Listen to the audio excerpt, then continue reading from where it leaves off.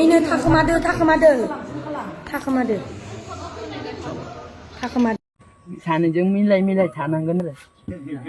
आरो आंथ' उन्दुनो मोननाय नङा दै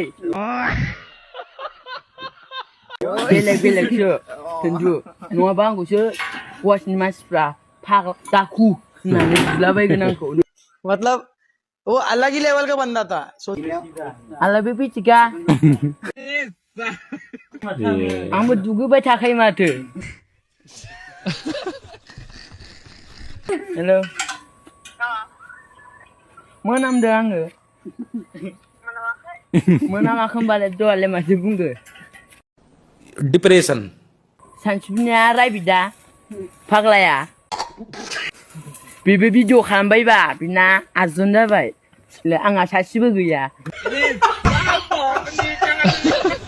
आंहा गल'ल' खुदै गुलाला जाबाय गैला आंबो जानला मोनला खालामो नालाय थोबा खावला खावलि यही नहीं अभी और सुनिए हेल' नों फैथारनांगोन आरो भिडिअ खालामगोन आं खिन्थु आं दुगैखायो आरो 12थायाव दुगैसिगोन आरो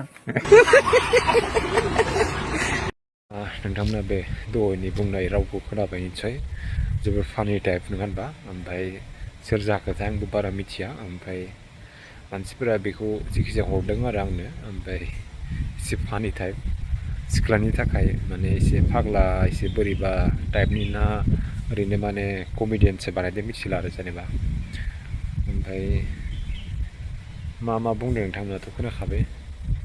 दुगैनाय माबानाय ओमफ्राय मालाय मोजां मोननायानो साथाम साब्रै बेफोरबायदि बाथ्रा बुंनाय नङा होनबा ओमफ्राय दा जेखिजाया बिदिनो मा बुंबावनो होनबा मानसिफोरा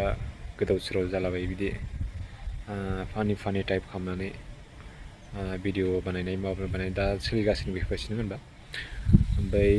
नोंथांमोनाथ' मिथिखायो दासान्दि ससियेल मिडियाआव होनबाथाय मा आजिखालि